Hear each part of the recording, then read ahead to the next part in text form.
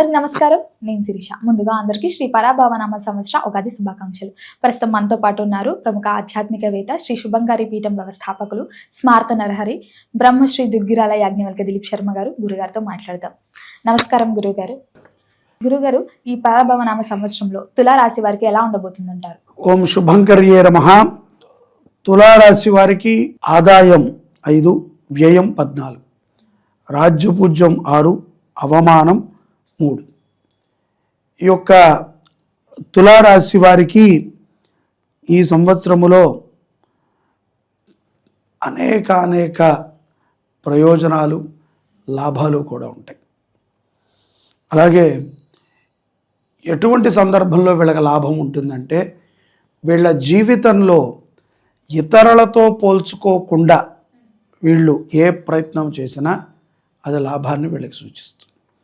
ఉద్యోగస్తులకి కూడా మంచి అభివృద్ధి, ఒక మంచి గుర్తింపు, కొంచెం ఆర్థికంగా కూడా జీతం పెరిగేటువంటి సందర్భాలు, స్థాన చలనము కూడా ఉంటుంది. అంటే ఉద్యోగపరంగా ఇంకొక దగ్గరికి వెళితే ప్రమోషను, జీతం పెరగటము, అక్కడ మనకున్నటువంటి తెలివితేటలకి ఇంకా ఎక్కువగా మనం సంపాదించుకునేటువంటి అవకాశములు తులారాశి వారికి 2026-27 సంవత్సరంలో పుష్కలంగా కనిపిస్తున్నాయి. అలాగే వ్యాపారస్తులకి కూడా ఈ సంవత్సరము ఈ యొక్క ఫిబ్రవరి మాసం తర్వాత నుంచి జూలై మాసం మధ్యలో వ్యాపారములో చాలా మంచి గుర్తింపు లభిస్తుంది. వీళ్ళ యొక్క అంటే పెద్ద సంస్థలు అయితే కనుక సంస్థను గుర్తించటము, ఏదైనా వీళ్ళు ఇటుపక్క ఈ రంగాల్లోనూ రియల్ ఎస్టేట్ కానీ, మెడికల్ కానీ, లేకపోతే స్కూళ్ళ విభాగంలో ఉన్నా కూడా చాలా చక్కటి లాభాలని వీళ్ళు చూడవచ్చు. అలాగే ఆడవాళ్ళు ఎవరైనా కనుక ఉద్యోగం చేస్తున్నటువంటి వాళ్ళు, లేకపోతే చిన్న వ్యాపారాలు, వాళ్ళకి కూడా ఒక చాలా చక్కటి లాభము, దానితో పాటుగా ప్రోత్సాహం కూడా వస్తుంది. నలుగురికి వీళ్ళు చెప్పగలుగుతారు, ఈ పనిని మనం చేయటం ద్వారా అభివృద్ధి చెందుతాము, చాలా బాగుంటుంది. ఇక్కడ అనవసరమైనటువంటి స్నేహితులు కొంత వీళ్ళకి పరిచయం అవుతారు. తద్వారా వీళ్ళ మూడు అప్పుడప్పుడు ఖరాబ్ చేస్తూ ఉంటారు. ఉరికినా ఏదో కొంత ఉంటారు కదా, ఒక బ్యాచ్, కొంతమంది బయట కొంత బ్యాచ్ తిరుగుతూ ఉంటారు. సో వాళ్ళు ఏంటంటే స్ట్రైట్గా వెళ్ళే వ్యక్తులను ఏదో రకంగా చెడగొట్టడం, వాళ్ళకి టార్గెట్ అని కాదు, స్ట్రైట్గా వెళ్ళటం వాళ్ళకి ఇష్టం లేదు. ఇంకా ఎవరైనా వెళ్తే అది ఎవరైనా సరే వాళ్ళ భవిష్యత్తుని వీళ్ళు టేకప్ చేస్తారు. వాళ్ళని చెడగొట్టాక కొంచెం వీళ్ళకి తృప్తి, అది వీళ్ళు కావాల్సిగా చేయరు.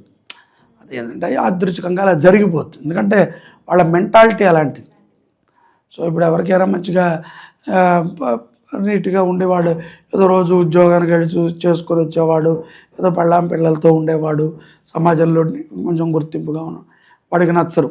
ఏదో రకంగా వీడికి కొంచెం ఇలా ఉండకూడదు కదా మనిషి అనేవాడు అని చెప్పి కొంచెం వాడు చెడగొట్టడానికి ప్రయత్నం చేస్తాడు.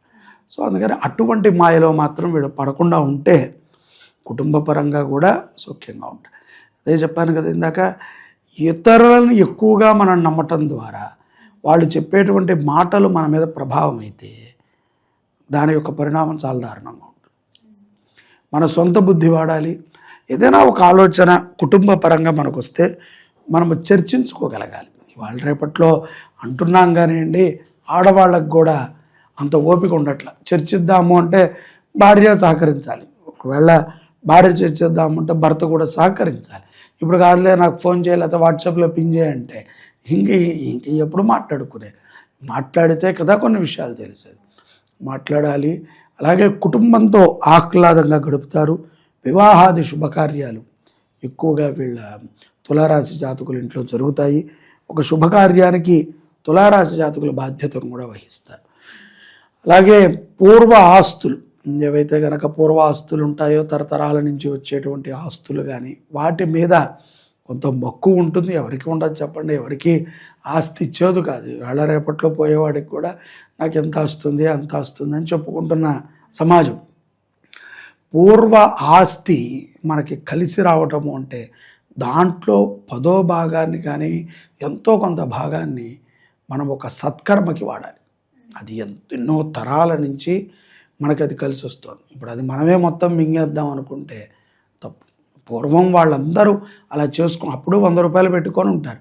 ఇప్పుడు అది 1 కోటి రూపాయలు అయితే దాంట్లో కొద్ది భాగమైనా సరే ధర్మానికి వాడాలి. వాడతాను సార్, ఈ ఖర్చులు, ఈ యాత్రలు, వీటికి అన్ని ధర్మకార్యక ఇలా కాదు. కొంచెం ఒక గుడికో, లేకపోతే నీ ఊళ్ళో ఉన్న బడికో, నీ ఊళ్ళో ఉన్న ఆశ్రమానికో, నీ ఊళ్ళో ఉన్నటువంటి గోశాలకో, అనాథాశ్రమానికో కొంత చిరకాలము కరగనంత నువ్వు అక్కడ పెట్టాలి.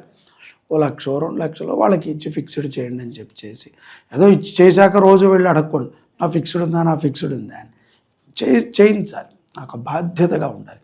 అలాగే సత్సంగాలకి ఎక్కువగా హాజరవుతూ ఉంటారు. తులారాశి వారికి భక్తి భావన పెరుగుతుంది. ఇక్కడ తులారాశిలో ఉన్నటువంటి పిల్లలు కూడా చాలా తెలివిగా ఉంటారు, చాకచక్యంగా ఉంటారు, చెడు వ్యసనాల నుంచి బయటపడతారు. సో అది చాలా అవసరం కదమ్మా. ఎందుకంటే వ్యసనాలకి గుడ్డ కప్పుకొని బతకటం వేరు, వ్యసనాల నుంచి బయటపడాలి.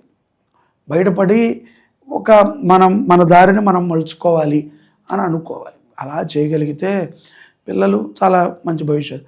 అలాగే ప్రేమ వ్యవహారాల ఎందుకు కూడా నిర్దిష్టమైనటువంటి ప్రణాళికతో ఉంటారు. తల్లిదండ్రులు ఒప్పుకోకపోతే చేసుకోరనే మనం అనుకోవాలి. ఎందుకంటే ఇక్కడైతే అలా ఉంది. లేదండి మేము తల్లిదండ్రులు ఒప్పుకోకపోయినా చేసుకుంటాం, తులారాశి మాది అని వాళ్ళు అంటున్నారంటే వాళ్ళు ఏదో కొంచెం తేడాగా ఉంది వ్యవహారం, చూసుకోవాలి.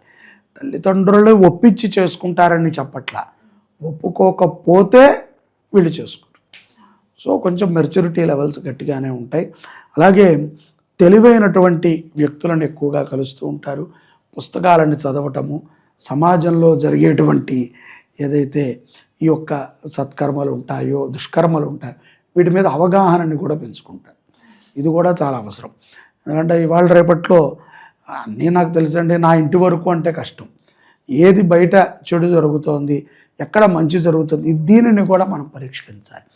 అలాగే ఇతర చెడు వ్యవహారాల మీద పెద్దగా వీళ్ళకి దృష్టి వెళ్ళదు.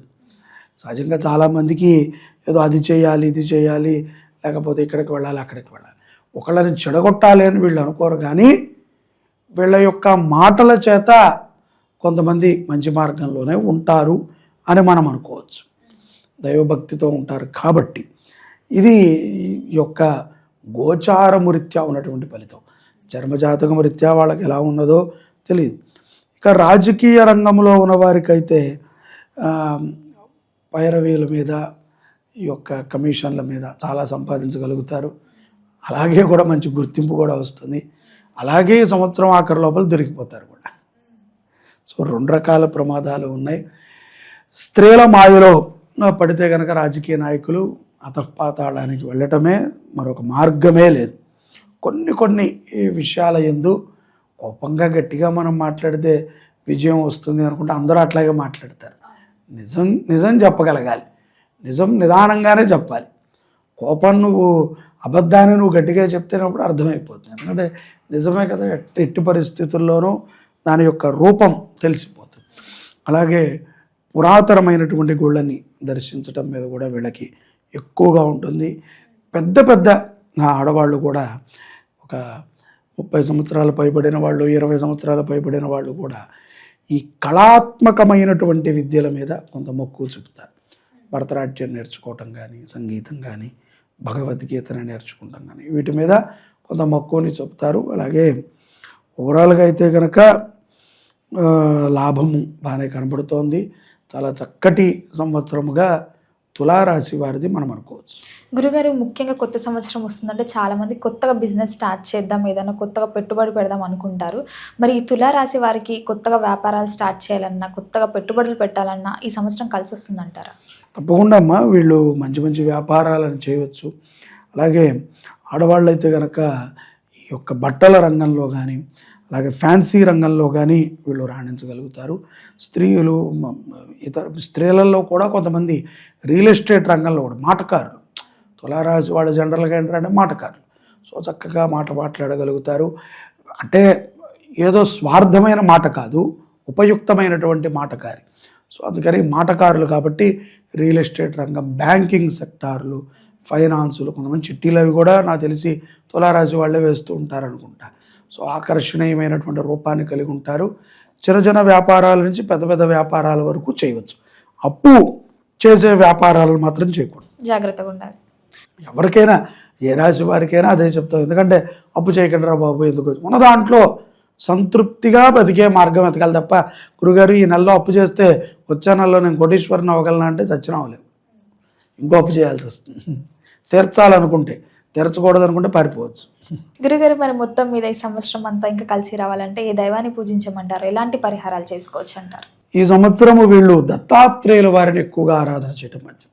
దత్తాత్రేయుడిని గురువారం పూట, దక్షిణామూర్తిని, అలాగే దత్త అష్టోత్తరాన్ని చదవటం, దత్తస్తవం చదవటం, గురువారం పూట శనగలని నైవేద్యంగా పెట్టి పంచిపెట్టడము, ఆవుకి తినిపించటము చాలా సత్ఫలితాలని తులారాశి వారికి ఇస్తుందని భావిస్తున్నాను. గురుగారు, మొత్తం మీద 2026లో తులారాశి వారికి ఎలా ఉండబోతుంది, ఎలాంటి జాగ్రత్తలు తీసుకోవాలో తెలియజేసినందుకు ధన్యవాదాలు. నమస్కారం.